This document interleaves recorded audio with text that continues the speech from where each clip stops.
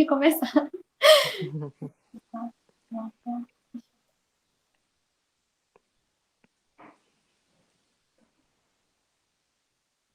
Olá, sejam todos muito bem-vindos ao programa Estilo Saúde aqui da Urban TV. Meu nome é Natasha, eu sou nutricionista e hoje vamos falar sobre um assunto super importante, sobre gordofobia. E hoje a minha convidada é a Letícia de Assis. Letícia, tudo bom? Se quiser se apresentar.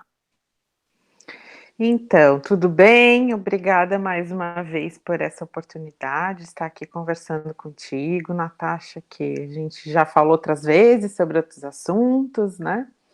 Eu sou jornalista, sou cosmetóloga natural, sou pesquisadora na UFSC e eu pesquiso ativismo, estigma, corpos gordos e sorofobia. Então, acho que é um resumo assim do que eu faço. Então, né, o que é a gordofobia, né? O que é? O pessoal de casa entender melhor. Então, a gordofobia, ela é uma palavra que ela entrou para o dicionário da língua portuguesa há pouco tempo, né? Ela foi reconhecida como um vocábulo, né, de uso comum há pouco tempo. E ela recebeu recentemente um destaque agora, 2021, um destaque pela Academia Brasileira de Letras, por ser uma palavra que está sendo muito usada. Então, quer dizer que ela tem uma importância, né, sociocultural, enfim. A gordofobia, ela é um conjunto de ações e de práticas que estigmatizam e invisibilizam a pessoa que tem um corpo gordo, né? E não é gordofobia, não é porque é fobia que é medo, não é ter medo de gordo, não tem nada a ver com isso. São ações, são práticas que fazem com que as pessoas gordas elas não tenham acesso a serviços básicos, com que elas sejam consideradas pessoas de menos valia na sociedade, ou até estorvo, né? Então, resumindo assim, o conceito da gordofobia é isso, é um tipo de discriminação, é um tipo de preconceito, mas ele é muito mais do que simplesmente uma discriminação. Ele vai além, porque tem a ver com as práticas, principalmente na área de saúde, né, que fazem com que essa discriminação, essa estigmatização, ela seja muito mais penosa e muito mais dolorida e também muito mais letal para as pessoas gordas do que a própria gordura. E aí aqui eu já vou fazer um parênteses que a gente não usa a palavra obesidade dentro do ativismo gordo, né? Porque a obesidade ela é um CID, né? Ela é uma doença. E a gente, dentro do ativismo gordo, a gente defende que ser gordo por si só não é ser doente. Então, obesidade é uma palavra errada por conta disso. Uma pessoa ela pode ser gorda, como ela pode ser saudável. Isso independe da constituição e do corpo dela. Então, é mais ou menos por aí. E qual a origem, né, da gordofobia? Qual é a história que está por trás disso? Então, se a gente for fazer um apanhado histórico em cima disso, a gente vai ver alguns séculos atrás, onde as pessoas gordas eram as mais afortunadas da sociedade, né? Significavam as pessoas que tinham acesso à comida, vamos começar por aí, né? Que era uma coisa que pouca gente tinha, né? A comida era algo pouco acessível, a comida de qualidade, vamos colocar assim, né? Comida mais farta, com proteína, com grãos, ela era reduzida a uma parcela muito pequena. Então, essas pessoas que tinham acesso a isso, elas costumavam ser mais rechonchudas, não necessariamente gordas. Mas, então, a pessoa que era corada, bochechas gordinhas, vermelhinhas, ou um corpo, né, uma estrutura física mais corpulenta, era o ideal da sociedade, né? A gente disparou um alarme meu aqui. Era isso, só um minutinho. Desculpa. Você tá me ouvindo? Porque você Sim. sumiu aqui para mim. Tá, ok. Então, o que eu estava falando era essa questão de a gente ter um corpo que era invejado pela maioria das pessoas, porque era um corpo que representava você, inclusive, ter condições econômicas, você ter acesso, você ter posses, né? E você ter acesso ao básico, que é a alimentação de qualidade, né? Eu falo que é básico porque hoje em dia, inclusive, isso não é considerado básico. A gente vai chegar ali nesse ponto, né? Tu sabe até disso muito melhor do que eu, mas essa questão da alimentação ela sempre foi negligenciada. Mas naquela época, ser gordo então era o ideal. Aí se passaram alguns anos, algumas décadas, os pintores começaram a retratar, principalmente mulheres gordas, mas também homens gordos, nas suas obras de arte. Então, a gente tem ali um período da arte que retrata muito pessoas e quase sempre pessoas gordas. E esse era o ideal de beleza, né? Porque era a pessoa justamente que tinha acesso, né? Aí vamos trazer mais para frente. Quando a família real chegou aqui no Brasil, ela era composta de muitas pessoas gordas, inclusive o próprio Dom João, ele era gordo, porque tinha aquela história de que ele comia muito frango, né? Enfim, mas ele era da realeza. Outros membros não necessariamente eram gordos, mas também não eram magros, porque eles comiam o que eles queriam. E aí a população brasileira, ela era dividida, porque tinha os indígenas, que ainda eram em maioria, né, naquela época, infelizmente isso foi diminuindo, mas eles não eram gordos, porque eles tinham uma atividade física diferente, eles tinham uma alimentação diferente, porém eles também não eram magros, eles tinham uma constituição física, né, mais muscular, vamos colocar assim, mas para magros não serviam. E a gente tinha depois a chegada, né, um pouco antes ali dessa questão, eu não lembro direito as datas da família real e mais ou menos a escravidão, eu sei que a gente tem um período longo também, né, o gatinho acho que quer participar, a gente tem um período longo dessa parte da escravidão, e os escravos, eles também eram muito fortes, apesar deles não terem alimentação adequada, eles tinham uma constituição física avantajada, vamos colocar assim.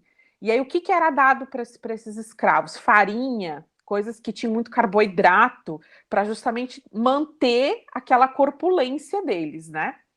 Mas aí vamos chegar ao período de ser gordo exatamente. No início do século XX, do século passado, começou a se falar sobre doenças associadas a ser gordo.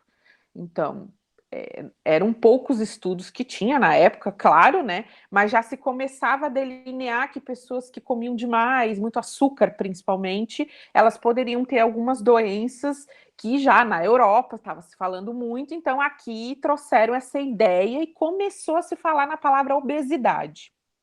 Mas a palavra gordofobia, ela deriva de fatfobia, que é um termo que vem ali da década de 70, 1970, quando os movimentos estadunidenses feministas começaram a brigar contra o preconceito, né? A discriminação contra pessoas mais gordas. Mas era um movimento feminista e até feminista bem radical, que emitiu protestos e decretos e textos, não é bem decreto que eu quero falar, a palavra me fugiu agora, mas emitiu documentos com uma série de itens solicitando de um jeito bem agressivo, mas era necessário que fosse dessa forma, a que as pessoas parassem de olhar as pessoas gordas com essa invisibilidade ou de um jeito pejorativo. Eu acho que é a palavra mais correta, né? E ali na década de 1970, a gente já tinha um período do feminismo, uma onda do feminismo muito ativa, né? Principalmente nos Estados Unidos e também na Europa. Daí, a partir do final da década de 70, esses movimentos começaram a ficar mais fortes na América Latina, inclusive no Brasil. Então, começou a se falar sobre gordofobia mais ou menos ali no início dos anos 90, tá? Mas o termo, ele vem do fatfobia e desse movimento Fat Underground dos Estados Unidos, tá? Das feministas dos Estados Unidos. E aí, se incorporando e as pessoas se juntando e compreendendo que era tudo mais ou menos uma mesma luta, né, com o mesmo viés, o viés da acessibilidade, o viés pela fim da invisibilização, pela questão de não se considerar a saúde apenas pelo IMC e coisas desse tipo, então se instituiu o ativismo gordo e a palavra então ganhou força, gordofobia. E teria exemplos de ações de pessoas que promovem essa gordofobia, para o pessoal entender melhor? Tem. Então, eu vou dar um exemplo bem simples, que é bem comum, inclusive nas redes sociais assim, mais acessadas, que é o antes e o depois. Né? Então, às vezes a pessoa ela vai, emagrece, e aí ela coloca uma foto dela gorda e uma foto dela magra. Pode ter sido por bariátrica ou por exercício, o que for. Eu quero deixar bem claro aqui que no movimento a gente não é contra que ninguém emagreça. Inclusive, eu estou fazendo reeducação para voltar ao meu peso de saúde. A gente não é contra que ninguém emagreça, a gente é contra a que a pessoa que é gorda seja considerada doente, pressupostamente sem nenhum outro tipo de avaliação, e que ela seja considerada uma pessoa menos importante, com menos valia na sociedade. E principalmente que ela tenha menos direitos. Que ela chegue num lugar, num posto de saúde, num hospital, que ela concorra a uma vaga de emprego, tudo com um parâmetro de igualdade. Por isso que o ativismo gordo ele bebe tanto no feminismo, né? As pessoas às vezes falam, os feministas deveriam ser mais femininas. A questão não é essa, né? A questão é que o feminismo ele busca igualdade, ele não busca que a mulher seja mais nem menos, busca uma igualdade e um respeito na sociedade. O ativismo gordo é a mesma coisa, ou o gordo ativismo, como preferir. A gente não quer ter mais direitos do que ninguém, a gente quer é ter os nossos direitos. O direito de existir, o direito de ser respeitado, o direito de participar de qualquer outra função social, econômica, política, com as mesmas ferramentas, as mesmas condições que uma pessoa magra. Legal, muito importante.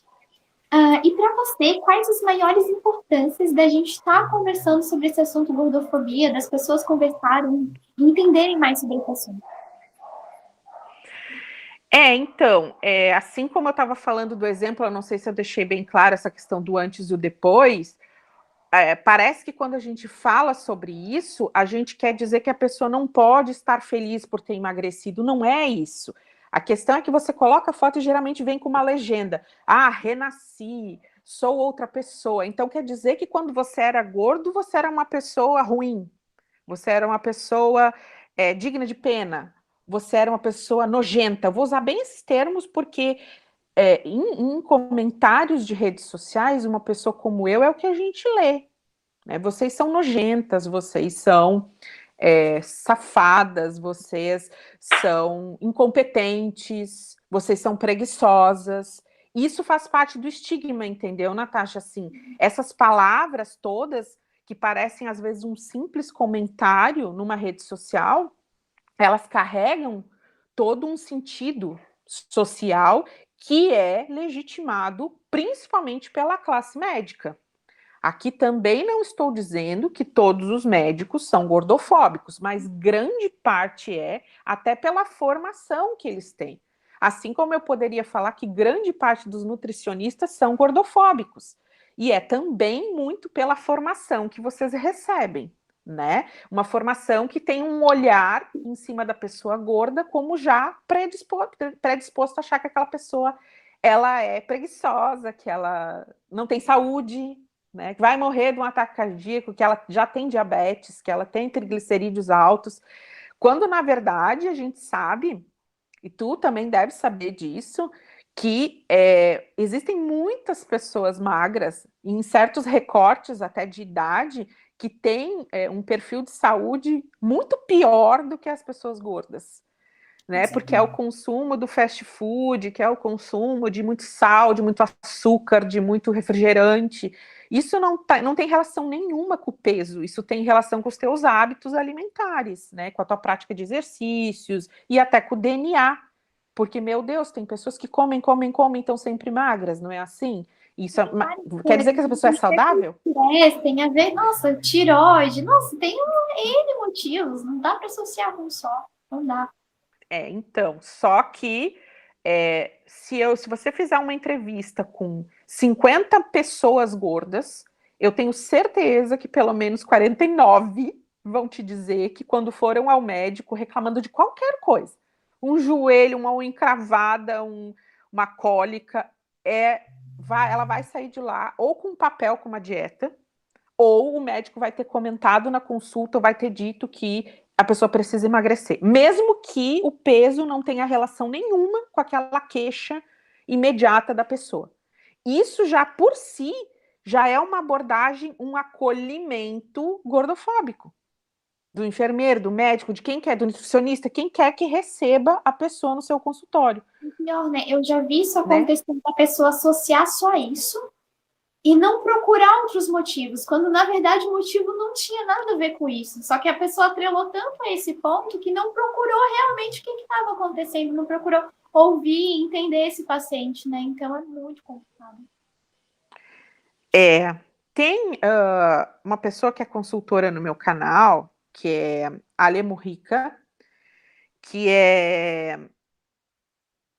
eu tenho ainda dificuldades em usar pronomes trans, né? Mas é um médico trans e ele sempre me ensina que existe a norma, né, dentro da sociedade. Essa norma é muito, ela tem que ser velada para que ela continue sendo forte, mas ela tem que ser suficientemente presente para que ela consiga se manter em todas as camadas que mantêm um determinado poder.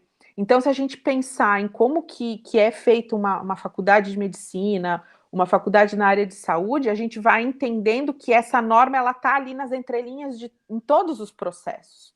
E é por isso que, se o profissional ele não tiver um olhar crítico desde a fase da formação dele, ele vai comprar esse discurso e ele vai continuar com esse discurso com os seus pacientes. Então, precisa ter uma consciência, precisa ter oportunidade, claro, de você... Mas hoje em dia, com a internet, meu Deus, né? A gente não... Principalmente uma pessoa que está ali estudando saúde, ela não pode nem alegar que ela não tem informação. Ela pode não ter se aprofundado, mas ela sabe que existe essa informação. E a gente está em 2021, e você considerar uma pessoa doente simplesmente por um cálculo de peso versus altura ao quadrado, pelo amor de Deus, né, gente? Até porque, assim, ó, se você fizer esse cálculo com uma pessoa que, sei lá, um halterofilista, que é super musculoso, ou talvez até um corredor que tenha bastante uma composição muscular muito... Essa pessoa, ela vai estar na faixa de obesidade. E ela não tem nada de obesidade, ela tem massa muscular, e a gente sabe que massa muscular também pesa mais do que a própria gordura. Então, é um cálculo totalmente estapafúrdio e que as pessoas ainda usam para considerar alguém saudável ou não. A gente teve bastante essa discussão quando começou os atendimentos online, né? Porque o pessoal era muito tipo, ai, vamos medir aqui, vamos fazer o cálculo de porcentagem. E a gente está tentando explicar para o pessoal, gente, vamos analisar sinal e sintoma, vamos analisar melhores de sinais e sintomas. Isso não é, nutrição não é, medir a pessoa, não é só isso, gente. Vamos, sinal e sintoma é muito mais importante, né? Para isso que a gente está aqui, é para melhorar a qualidade de vida, esse é o ponto, né? Então, realmente é muito importante esse ponto. E a gente tem sempre muito esse movimento, Natasha, assim, de... você vê muitas, principalmente as mulheres gordas, porque, claro, naturalmente as mulheres são mais cobradas do que os homens, né? Um homem gordo, ele tem uma passagem muito mais tranquila pela sociedade do que uma mulher gorda. Não que ele não sofra, mas até por, né, por todas as questões do machismo, que é estrutural, ele vai sofrer menos. Mas a gente pegando todos os pontos, assim, você vê que é uma coisa que está muito na raiz, né, de como as pessoas pensam, vinculação com beleza, né? De novo, eu volto que as mulheres sofrem mais com isso, porque você tem que ter um padrão de cabelo, você tem que ter um padrão, e cada época isso muda um pouco, mas não altera tanto a ponto daquela doença do preconceito sair da sociedade, que nem agora está muito na moda as pessoas pretas usarem os seus cabelos naturais, né? Usarem os seus cabelos black power, que eu particularmente acho um luxo, acho lindo, né? E acho que eles têm que usar os cabelos da forma como eles querem. Se quiser trançar, tem que trançar, se quiser fazer dread, se quiser... que seja livre. Mas agora tá essa moda de todo mundo achar lindo, maravilhoso e tal, né? O cabelo black power. Porém, mesmo estando na moda, essas pessoas, elas não deixam de sofrer o preconceito. Tanto que teve aí o escândalozinho ali, mini, né, Big Brother, do menino falou, comparou com o cabelo do Homem das Cavernas, e tu viu a dificuldade que foi para ele entender que a fala dele foi racista? Teve que o próprio apresentador do programa explicar isso para ele. E a gente passa por isso sempre quando o assunto é gordofobia, né? Porque as pessoas acham, como elas cresceram fazendo piadinhas, a baleia, o bujão de gás, o não sei o quê, sempre esses termos pejorativos, elas têm dificuldade em desconstruir isso dentro delas, então é mais fácil eu transferir para o outro e dizer que é mimimi. Ai, meu Deus, é o que a gente mais ouve. Hoje em dia tudo é mimimi. Hoje em dia tudo não se pode falar nada. Hoje em dia tem que tomar cuidado com tudo. Gente, é uma questão de evolução da sociedade. Só que, claro, se você ficar pensando dessa forma retrógrada, você não vai sair do lugar mesmo. Paciência para explicar, muita gente tem.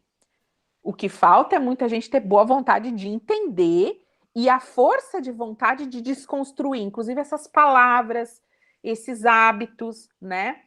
E eu falo muito, a gente fala muito no grupo, assim, lá para as meninas. A gente não tem que ser engraçada porque a gente é gorda. Então tem essas premissas. Vou sair com uma mulher gorda porque a mulher come qualquer coisa, ela vai rir das minhas piadas e ela aceita qualquer coisa na cama. Só um exemplo. Mas é um pensamento bem recorrente, tá? Então, quer dizer, primeiro que eu não como qualquer coisa, eu posso ser mais enjoada ainda do que uma pessoa que é magra. Ou mais criteriosa. Eu posso, sei lá, ser vegana e o cara ser carnívoro. Vamos botar uma diferença bem grande, né? Eu também não preciso ser engraçada. Eu posso, sei lá, ser séria, ser mal-humorada, sei lá, não ter licença poética e por aí vai. E eu não preciso cumprir esses estereótipos, assim como eu não preciso andar com os meus exames para ficar dando a tiracolo como um carteiraço nas pessoas para provar que eu sou saudável sendo gorda. Que é outro erro que no início do ativismo a gente cometia muito, né? Qualquer argumento a gente dizia, os nossos exames estão ok. Mas ninguém tem nada a ver com isso, porque ninguém vai pedir os exames de uma pessoa magra. Então, por que nós gordos temos que apresentar os nossos exames? A questão ela é muito maior do que isso, ela transcende isso. E é uma questão de respeito, e é uma questão também de corpo público. Que o corpo gordo é um corpo público. Todo mundo se sente no direito de te oferecer uma dieta, se sente no direito de dizer que você é bonito, mas poderia emagrecer. E como se isso fosse algo livre, assim, que não tivesse nenhum impedimento. E agora as pessoas estão começando a entender que não, que nós não queremos que o nosso corpo seja público. Nós temos direito de achar ou não achar nada sobre o nosso próprio corpo, mas não temos o direito de palpitar sobre o do outro. Né? Eu vou dizer para ti, Natasha, eu acho que você está muito magra. Não, eu não sei o quê. Ou você vai... Não, eu não tenho que achar nada. Você que tem que saber sobre você mesmo. A não ser que eu te peça uma opinião e muito especificamente, num caso muito, né, que não é o caso da maioria das coisas que acontecem por aí. No seu canal, né, você fez um vídeo, comentou tudo mais sobre as frases gordofóbicas que o pessoal costuma usar e às vezes nem tem noção de que é gordofóbica, né, que isso poderia ofender alguém, enfim. Você poderia contar um pouco sobre isso, gente? Vamos ver se eu vou lembrar de todas do roteiro aqui, né, que eu até nem separei ele, mas são coisas bem comuns. Então, por exemplo, eu acho que a principal é um hábito muito comum até de uma mulher para outra, né? Eu gosto sempre de falar mais direcionado para as mulheres, porque as mulheres são a força, né, que modifica a sociedade. Então, quando você olha para sua amiga e você fala para ela, ai, amiga, não põe essa roupa não, que você ficou gorda. Então, isso é gordofóbico, porque você está querendo dizer para aquela sua amiga que a roupa não ficou bem para ela, mas não precisa você dizer que ela ficou gorda. A roupa não caiu bem, não tem um caimento legal, sei lá, não vestiu bem, ficou apertada no lado. Mas por que você olha para a pessoa com nojo e diz você ficou gorda? Então, isso é uma expressão que passa batido, né? Como se fosse elogio ou não. E outra que é bem comum é a questão do olho gordo. Né? O olho gordo é clássico, assim. Ah, não, fulano tá botando olho gordo no meu carro novo, fulano tá botando olho gordo na minha bolsa nova. Por que eu tô botando olho gordo? Então quer dizer que a pessoa invejosa, ela é gorda? Sabe? É uma relação que não deveria existir linguisticamente, que as pessoas criaram em algum momento e que agora é o momento de desconstruir. Que é igual uma palavra que esses dias o meu namorado me chamou a atenção relacionada a racismo também, que eu usei esclarecer. A gente não para pensar que esclarecer é errado. Porque esclarecer, você está querendo dizer que quando você torna as coisas mais inteligíveis, então quer dizer que é claro, e o que é escuro é confuso. Entende? São coisas que a gente às vezes não para pensar, mas são muito importantes da gente fazer esse exame, essa reflexão, né? É, tem algumas outras expressões que as pessoas usam também, que agora eu não tô... Ah, o gordinha, que eu já ouvi muito na vida, assim, você não é gorda, você é gordinha, você é fofinha, você é cheinha. Eu entendo que as pessoas têm medo de ofender, porque ainda é uma coisa assim que as próprias pessoas gordas, elas se milindram muito quando alguém chega, aquela fulana gorda, ó, tá vendo aquela mulher gorda? Tem pessoas gordas que ainda se ofendem muito. Então passa por um processo das próprias pessoas gordas se aceitarem, né, se amarem na sua condição, se reconhecerem, principalmente na sua condição, e passa das pessoas conseguirem falar como um adjetivo comum, sem nenhum peso extra em cima desse adjetivo. Então, a Letícia é uma mulher de 43 anos, jornalista, gorda, feminista. É um adjetivo, é uma qualidade minha. Não tem nada pejorativo em me chamar de gordo. Então, quando a pessoa diz, ai, não, você não é gorda, você é fofinha, ela está querendo dizer, gordo é ruim, você não é ruim, gordo é feio, você não é feia. Então, isso é uma expressão gordofóbica que a gente tem que passar a evitar. Não falar para as pessoas. Então, na dúvida, pergunte. Como você quer ser chamado? Já me fizeram isso comigo várias vezes. Letícia, como é que eu falo? Eu digo que você é uma mulher grande, que você é uma mulher gorda. Eu digo, ó, fala o que você quiser, só não usa eufemismo comigo, que realmente me chateia. E nesse conjunto de expressões sociais, o eufemismo, ele carrega essa parte pejorativa dos exemplos que eu dei, né? E o clássico ali também do você é muito linda de rosto, ou você é muito bonito de rosto. Né? Meu Deus, se eu fosse contar aqui quantas vezes eu ouvi isso na vida, então não, você é bonito. Elogia a pessoa. Você é uma pessoa bonita, porque ninguém é bonito de rosto, a pessoa é bonito no conjunto, né? E as pessoas, elas ficam naquela coisa de que a pessoa é bonita de rosto, se ela emagrecesse, ela ficaria mais bonita, ela ficaria linda. Quantos casos você já viu de pessoas que emagreceram e nem ficaram tão bonitas assim? E também essa questão da beleza, ela é um conceito relativo. Eu posso achar bonito, você pode não achar. Então, às vezes a pessoa quer te elogiar e eu costumo dizer que ela faz aí uma porcariazinha, né? Para não usar um palavrão aqui.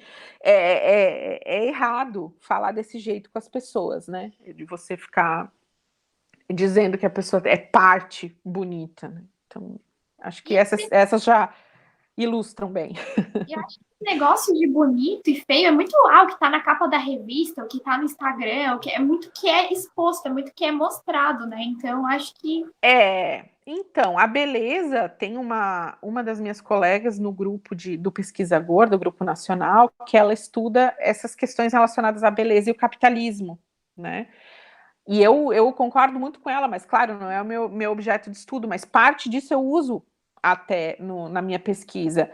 A beleza, ela é um conceito completamente vinculado ao que se vende e ao que se compra. Né? Então, se eu estou num país, numa região, num local onde o que vende é ser loira, de cabelo comprido, pele bronzeada, assim, assim, assado, é esse modelo que vai ser padronizado como bonito. Para o homem é a mesma coisa. Então, nesse sentido, eu acho que é o único momento onde a gente tem uma igualdade, talvez um pouco mais uma proximidade entre os gêneros, né? Porque você vê que se montam padrões, e esses padrões são midiáticos, né? Pela publicidade, pelo que é divulgado pelos influenciadores, que respondem àquele padrão que naquele local, naquela constituição, é o que está vendendo.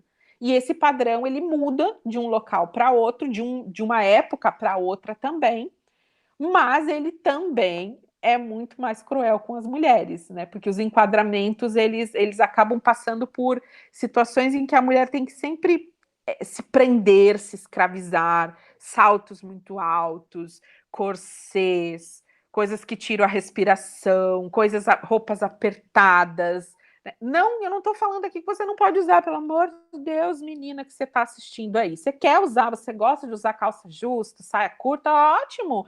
Mas assim, não é porque você é obrigada, é porque você quer, você gosta, você se sente bem. Agora, você padronizar que para você estar bonita num jeans, o jeans tem que estar lacrado no seu corpo, daí não é legal, né? Porque quer dizer que você está respondendo a um padrão de compra. Muito, muito, muito isso.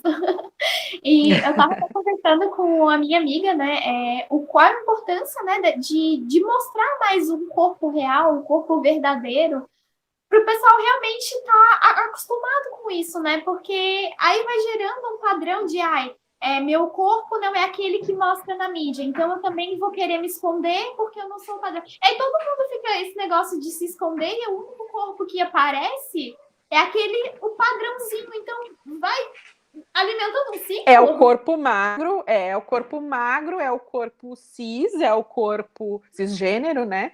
É o corpo branco, né? Porque todas as outras normativas, vamos colocar assim, elas aparecem sempre como corpos dissidentes, né? Corpos que estão sendo incluídos com uma generosidade naquela peça publicitária. Ai, nossa, como a marca tal está sendo legal porque botou uma modelo gorda, porque botou uma modelo negra, porque botou uma pessoa com vitiligo, porque agora, né? Então vende, você tem que ter representatividade, que é a palavra do momento, né? Claro, representatividade é uma das nossas bandeiras, inclusive. Porque eu, particularmente, é um dos pontos do meu estudo também, eu comecei falando sobre isso, eu acredito que a moda é inclusiva, se ela for usada como ferramenta adequada, porque ela pode ser de exclusão, como é na maioria dos casos. Algumas marcas, algumas grandes lojas de departamento estão entendendo que isso é lucrativo para eles, e por conta disso, eles estão nos incluindo. Agora, falando especificamente das pessoas gordas. Não é porque eles são bonzinhos e, nossa, eles estão antenados com a evolução da sociedade. Não, gente, é porque vende. E porque a gente está falando de 51% da população, ou seja, somos mais do que a metade. Aqui falando em dados do Brasil. Isso são dados do Sebrae. Pesquisa está ali para qualquer um acessar. 51% da população brasileira está acima do peso. Claro, levando em consideração o IMC? Levando em consideração o IMC. Mas a gente sabe que o número de pessoas gordas aumentou muito ao longo das últimas décadas e isso tem a ver com a Revolução Verde. E isso tem a ver quando, ali na década de 60 e 70, começaram a surgir as sementes transgênicas, né? Essas modificações, que, claro, foi um movimento pós-Segunda Guerra, para você dinamizar a parte agrícola, para você expandir essa parte de grãos e tudo. Só que a qual custo que foi isso? Liberação de agrotóxicos, sementes mais produtivas, só que muito mais pobres em nutrientes. Então as pessoas começaram a comer alimentos muito mais gordurosos e ricos em carboidrato, que isso tu pode falar muito melhor do que eu sobre a constituição dos alimentos, mas alimentos super pobres nessa questão nutricional. E o que isso acarreta no corpo humano? Acúmulo de gordura. E é justamente essa gordura que ela é ruim. É essa gordura que deveria ser combatida. Mas ela é uma gordura fabricada pelo capitalismo. E aí, o capitalismo fabricou essas pessoas que estão, na sua maioria, na periferia, que já tem estudos muito sérios falando sobre isso, que essas pessoas estão na periferia, e aí o capitalismo não quer arcar com essa gordura que se criou nas pessoas periféricas. São pessoas que têm 15 minutos para almoçar, que estão sempre estressadas, que trabalham, sei lá, 50, 60 horas, às vezes numa semana, que não tem folga, que mal vê os filhos e tem que engolir as coisas inteiras, e essas pessoas, não, você não faz um exercício, você não se alimenta de vegetais e frutas e verduras. Que condição que uma pessoa dessa tem de acessar uma alimentação adequada? Então, O comportamento capitalista gerou esse grupo de pessoas e agora simplesmente aponta o dedo e diz: você tem que emagrecer? Você não entra no meu centro de saúde porque eu não tenho um aparelho de pressão para você? Mas que história é essa? Então, entende? As pessoas, elas tendem a criar problemas. Nesse caso, sim, é obesidade. Nesse caso, sim, é um problema social. Poderia-se dizer sim sobre epidemia, mas aí o próprio mercado não quer arcar com isso. Não quer equipar os postos de saúde, os hospitais para receber essas pessoas, não quer equipar o transporte público, que é onde a maioria das pessoas circula, né, com catracas que não deixam a pessoa em situação vexatória, com bancos que caibam as pessoas com dignidade. Então, quer dizer, muito lindo, então eu vou colocar um monte de comida para você se sentir saciado e para você aguentar trabalhar esse tanto, você vai engordar e aí o problema ainda por cima é seu. Entende como é desigual isso e é algo que a gente precisa falar com mais abertura, porque nem todas as pessoas gordas são pessoas privilegiadas como eu.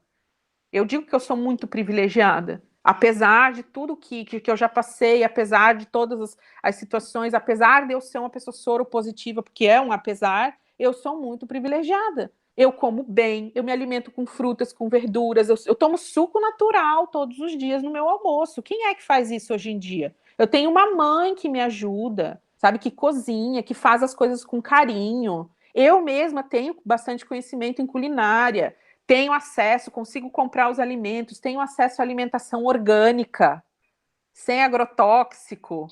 Quantas pessoas conseguem ter esse acesso?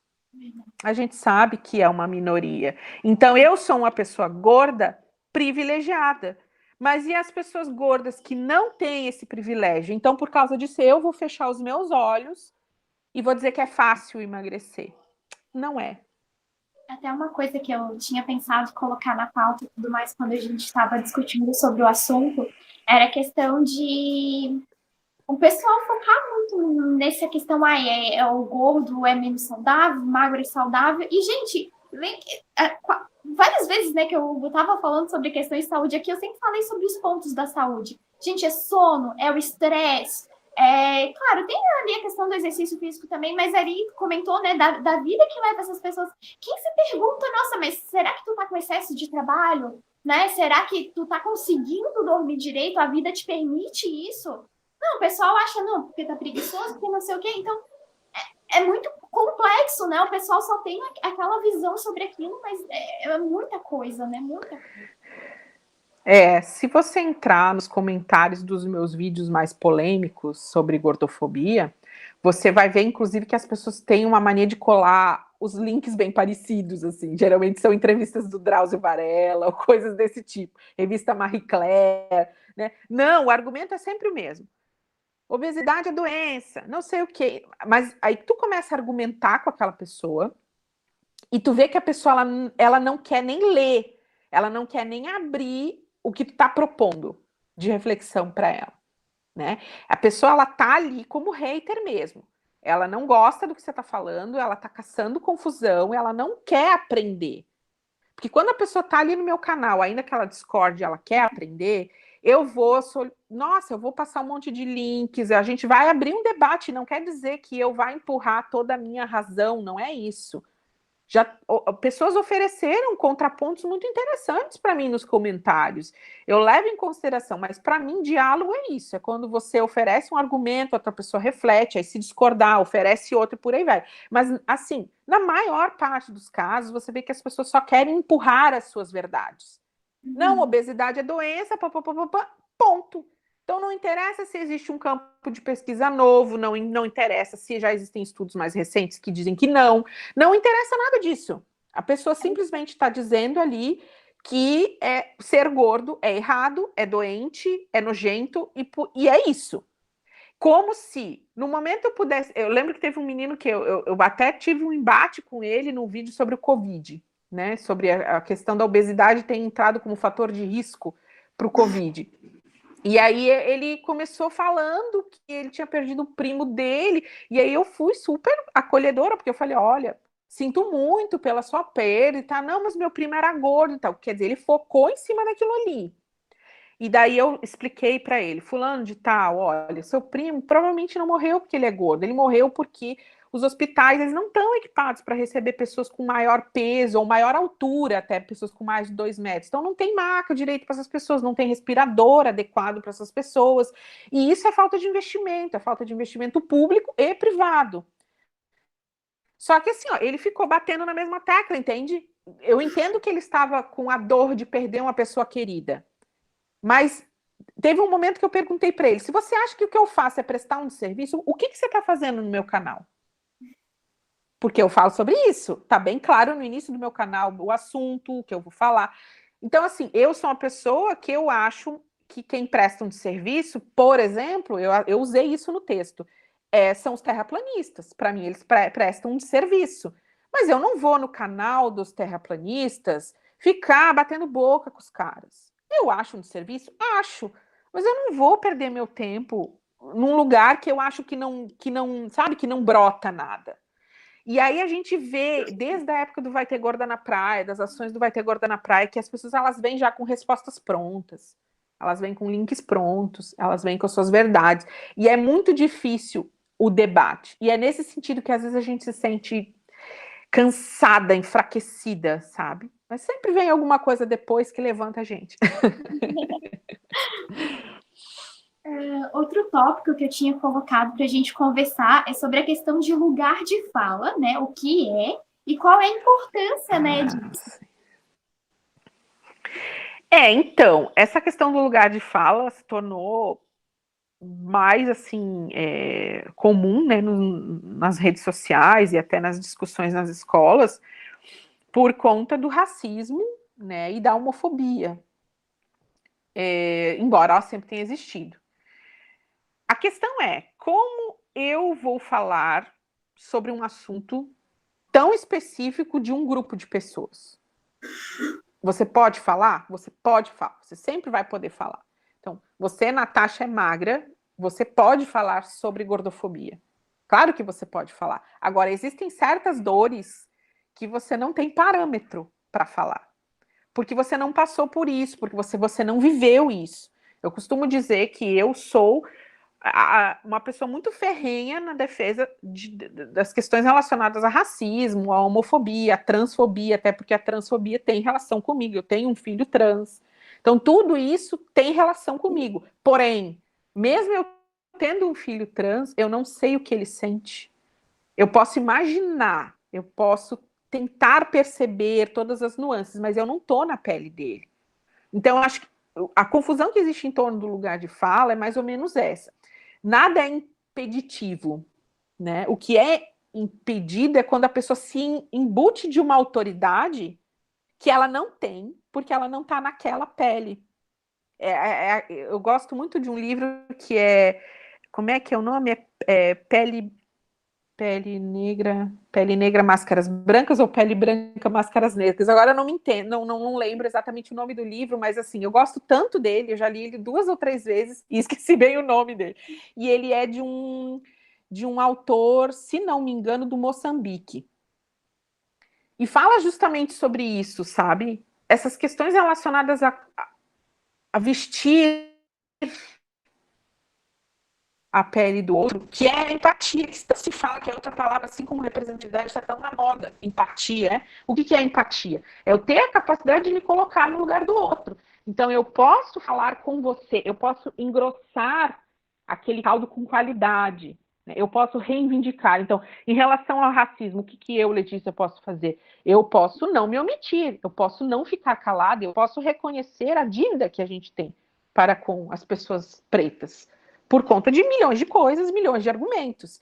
Assim como as pessoas que não são gordas, elas podem argumentar e engrossar o nosso caldo de forma positiva, oferecendo bons argumentos, oferecendo empatia, oferecendo entendimento e acolhimento.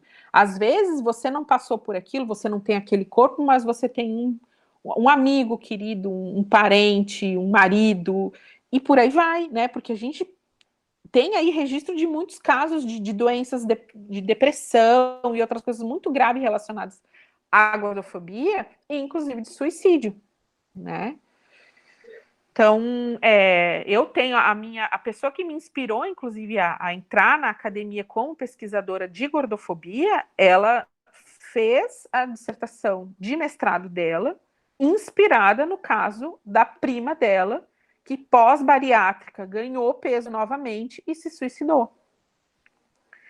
Então, instigada por aquela dor que ela sentiu, ela foi fazer toda uma investigação científica para comprovar o quanto a gordofobia ela é muito mais prejudicial do que simplesmente ser gordo.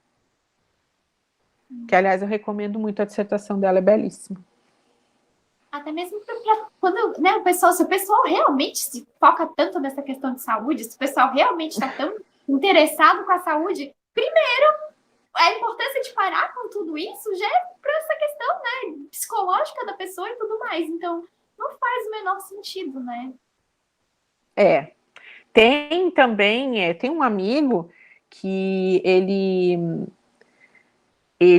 é todo, ele faz academia com personal, então ele é todo musculosão, e ele cuida um monte da saúde, da alimentação, ele sabe, a pessoa que eu conheço que tem mais cuidado, e não de ficar tomando isso ou aquilo porque vai ficar mais musculoso, de tomar cuidado mesmo com as proporções de legumes, de frutas, de nutrientes, ele tem um carinho muito especial pelo templo que ele habita, eu acho isso muito bonito, independente da constituição física da pessoa. E ele sempre diz que acha muito engraçado, inclusive ele já deu altas respostas assim nas minhas redes sociais, de pessoas que me xingaram, ele respondeu por mim, dizendo, eu acho muito engraçado, as pessoas estão ali na academia, tirando foto no espelho para colocar no Instagram, e aí elas chegam em casa, elas se entopem de hormônio, não comem bem, dormem mal, estão sempre estressadas, estão sempre cuspindo fogo por aí, e isso é bonito, isso é legal. Ele sempre, a resposta dele vai para esse lado. E é isso, é aquela coisa a minha avó dizia, macaco não olha o rabo, né? As pessoas, elas estão tão imbuídas em cuidar da vida alheia que elas não se preocupam com a sua própria saúde. Já teve gente que veio me apontar o dedo e que, meu Deus, depois eu soube assim que estava com uma série de problemas relacionados a fígado, a colesterol, a triglicerídeo e tudo. E aí eu não fico dizendo, ai, tá vendo, eu disse. Não é, mas é porque é uma coisa recorrente, tu entende? E é irônico. Acho que é a melhor definição que a gente pode dizer, é irônico. Eu deixei agora o espaço final, né, que a gente tem uns 15 minutinhos ainda para conversar, para a gente bater um papo assim em relação à saúde mesmo e a tudo isso que o pessoal fala, né? Eu acho que o principal ponto ainda é essa questão de o pessoal associar e não ter nada a ver, né? Então, assim, eu acho que o pessoal é meio hipócrita, né? Dessa mesma forma que tu explicou, porque o que é associado o que normalmente o pessoal associa, né, a pessoas gordas a aumento de sinais e sintomas, a ser mais suscetível ao Covid, é a questão da inflamação. Só que a inflamação, ele tem um pouco, né, do aumento da inflamação. Só que além disso, pode causar aumento de inflamação. Não dormir direito, não ter o psicológico, né, aumento de cortisol, aumento de estresse, beber no final de semana. Então, assim, tem tantas coisas que geram aumento de inflamação. Por que a pessoa vai focar se a pessoa, né, no biotipo da pessoa, se a pessoa é mais gorda, se é mais magra? Então, assim, é como tu mesmo falou, às vezes tá no dia a dia da pessoa, a pessoa faz um monte de coisa que aumenta a inflamação, mas ela não olha isso. Não, ela também não vai cuidar isso na vida do outro, né? Então, a pessoa, como eu falei, a pessoa não se importar tu se estressou muito no trabalho hoje, tu dormiu às 7 horas, tu... Não tô falando que tem que encher o saco, não, muito pelo contrário. Tem que, né, cada um cuida da sua própria vida, e é isso, quando alguém te pediu uma opinião, né? Sim, não, e assim, claro que existem pessoas gordas que não têm saúde nenhuma, óbvio. É esse vínculo que a gente quer quebrar. Não é associação, entende? Tem pessoas gordas que comem entre mal, que não fazem exercício, são sedentárias, etc. Lógico, mas tem pessoas magras que também fazem isso. Então, o que chateia a gente, e é algo que a gente não aceita, e vai aceitar cada vez menos, e vai brigar para não ser assim, é o vínculo, né? É você fazer essa associação da doença, da patologia, por isso que a nossa bandeira mais forte é a despatologização do corpo gordo, né? Então, não existe patologia por simplesmente você ser gordo. Assim como não existe sedentarismo por você simplesmente ser gordo. E assim, tá sendo uma fase legal, porque estão aparecendo uma série de pessoas, inclusive influenciadores digitais, que são gordos e são atletas, dançarinos e professores de yoga, e estão ali na rede com milhares de seguidores. Né? A gente tem, talvez alguma das mais conhecidas seja a Thaís Carla, que é uma das bailarinas da Anitta, que dança um monte, e ela é gorda, e ela ficou muito famosa, e nem foi pela parte do body positive, né? Porque tem essa coisa de, todo mundo começa pelo body positive. Sim, é um processo, muitas mulheres chegaram na luta anti-gordofobia por meio do aceitação, né? É uma porta de entrada, sim. Mas no caso da Thaís, não, ela já veio com essa história da anti-gordofobia. E foi tudo essa história da a Anitta, na época, recrutou 2 bailarinas gordas para o corpo de dançarinas dela. Foi uma superação dela, né, uma super escolha que ela teve por conta de dar representatividade. E não só porque, por pena das meninas. As meninas dançam pra caceta, sabe? Não tem... Meu Deus, elas dançam muito. Então, elas são talentosas. Elas não estão ali simplesmente por um recorte de representação. Elas estão ali porque elas são competentes. Elas fazem o espetáculo da Anitta ficar mais bonito. Mesma coisa na moda, né? Se você coloca outdoors, com mulheres gordas, com mulheres que são maiores, você, claro, está dando representação, mas você também está oferecendo um olhar diverso sobre a própria beleza. Porque as pessoas, elas podem ser bonitas em qualquer condição. E isso não é algo que tem que ser colocado por recorte, por intenção de lucro. Isso tem que ser colocado porque é a realidade. No dia a dia, as pessoas não vão ter, como diz a música do El Chan, 70 de cintura e 100 de quadril. Não existe isso, sabe? As pessoas, elas são reais. As pessoas, elas têm corpos diversos. E dentro da própria gordura, os corpos são diversos. Tem a gorda que é violão, assim como tem a magra violão. Tem a gorda que é mais corpo quadrado, assim como tem a magra do corpo quadrado. Então, ali você vê que a diversidade, ela é muito rica. E quando você explora isso, você começa a abrir a sua própria cabeça para entender que é tão mais bacana você ter uma convivência pacífica e é uma liberdade você entender isso, no momento que você entende realmente. E aí, a gente mesmo que é gordo, quando a gente passa a se amar, porque se fala muito, não, a gordinha tem que se aceitar. Não tem que aceitar nada, não tem que aceitar nada. Quem aceita, aceita, sei lá, um plano de celular. Isso é aceitar, que eu não tenho escolha. Eu tenho que me amar. Este é o meu corpo, este é o lugar mais importante desse mundo para mim, para minha alma, é este corpo aqui. Então eu tenho que amá-lo. Se eu não o amo, eu tenho que fazer alguma coisa para amá-lo. E geralmente isso não tem a ver com procedimento estético, não tem a ver com emagrecimento, nem engordar, tem a ver com a cabeça. Trabalhar a cabeça. Porque eu conheço muitas pessoas que fizeram cirurgias plásticas, lipoaspiração, abdominoplastia, até cirurgia bariátrica e continuam sendo infelizes. Isso prova que, às vezes, a pessoa que é gorda, ela pode realmente ser muito mais feliz do que uma pessoa magra quando ela atinge essa parte do se amar, né? Que eu acho super importante. E é um conceito profundo. É um conceito que eu mesma eu aprendi há pouco tempo. Eu tenho 43 anos, eu posso dizer que eu comecei a aceitar o meu corpo depois dos 30 e eu comecei a amar o meu corpo depois dos 36. Antes disso, eu fui uma sucessão de remédio, de dietas, de enquadramentos, encaixes dentro de situações que outras pessoas queriam para mim. Meu pai, minha família, namorado, marido, não sei quem, nunca era eu o que eu queria. Quando eu olhei para mim e vi o que eu queria e me senti satisfeita com o que eu estava vendo de verdade, é como se tivesse aberto, assim, acendido todas as luzes. Sabe quando você entra num pavilhão e tá tudo escuro, você acende aquele monte de luz? Foi isso que eu senti. Disse, meu Deus, todo esse tempo era isso, por que eu não enxerguei isso antes? Mas eu entendo, é penoso, você cresce ouvindo muita coisa. A sociedade é muito cruel com a gente que é gordo, né? A gente ouve muita porcaria, desde que a gente é muito pequeno, e de pessoas que amam a gente, isso que é pior, né? Eu tenho uma Então, tem colega, todo o processo de perdão. eu tenho uma colega que ela é nutricionista e ela é gorda.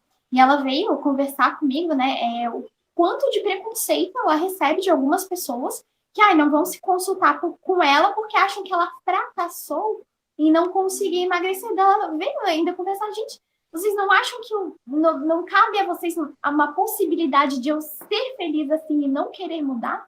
Então, a única possibilidade é que eu não conseguir emagrecer, eu não posso ser feliz assim, então, poxa, né? Então, com certeza, ela se alimenta super bem e faz as coisas que ela tem que fazer, mas é aquilo que eu te falei antes, mais para o início, é o corpo público, né? É a questão de vinculação ao fracasso ou ao invisível.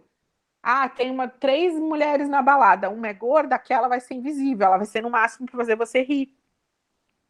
Felizmente, em alguns lugares, as coisas estão mudando, mas é a passos lentos. E o ativismo gordo existe para isso, para a gente acelerar esse passo, né? Vamos mostrar para a sociedade que não é assim.